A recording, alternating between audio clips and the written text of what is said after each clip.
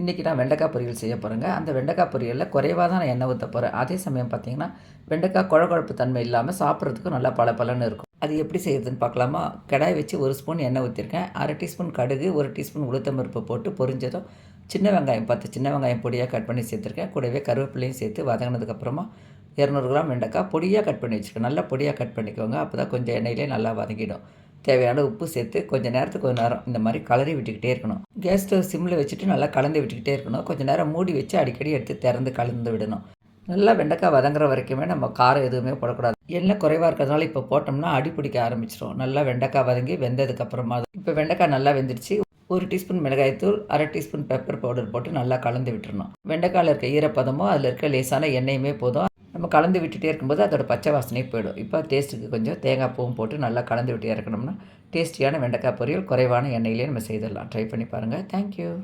புடலங்காய் புட்டு எப்படி பண்ணுறதுன்னு பார்க்கலாம். அதுக்கு தேவையான பொருட்கள் எடுத்து வச்சுருக்கேன். புடலங்காவை கேரட் சீவத்தில் சீவி வச்சுருக்கேன். 1 டேபிள் ஸ்பூன் அளவுக்கு கடலைப்பருப்பு ஊற வச்சுருக்கேன். பொடியாக கட் பண்ணின வெங்காயம், 2 பச்சை மிளகாய், கொஞ்சமாக கருவேப்பிலை, 4-5 பல் பூண்டு, இஞ்சி 2மே பொடியாக கட் பண்ணி வச்சுருக்கேன். கொஞ்சம் பட்டை, லவங்கம், சோம்பு, உப்பு, மஞ்சள் பொடி. இப்போ ஒரு பேன் வச்சு எண்ணெய் ஊற்றி எண்ணெய் காஞ்சதை எடுத்து வச்சுருக்கேன். பட்டை, லவங்கம், சோம்பு தாளிச்சிருக்கேன். இஞ்சி பூண்டும் சேர்த்துட்டு கருவேப்பிலையும் பச்சை மிளகாவும் சேர்த்துடலாம். நல்லா வதங்கினதுக்கப்புறம் வெங்காயம் போட்டுடலாம்.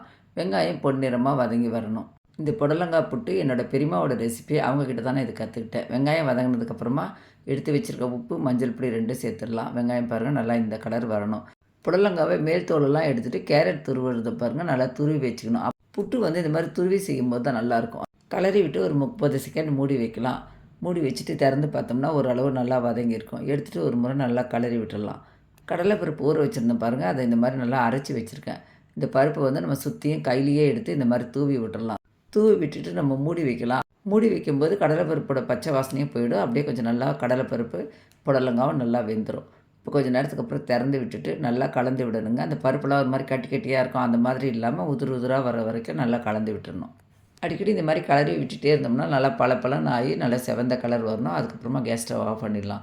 இந்த புட்டு சாப்பிட்றதுக்கு ரொம்பவே டேஸ்டியாக இருக்குங்க. இது காய்கறியே சாப்பிடாத குழந்தைங்களுக்கு கூட நீங்கள் சாதத்தில் போட்டு கொடுத்தீங்கன்னா விரும்பி சாப்பிடுவாங்க. ட்ரை பண்ணி பார்த்துட்டு எப்படி இருக்குன்னு சொல்லுங்கள். தேங்க்யூ.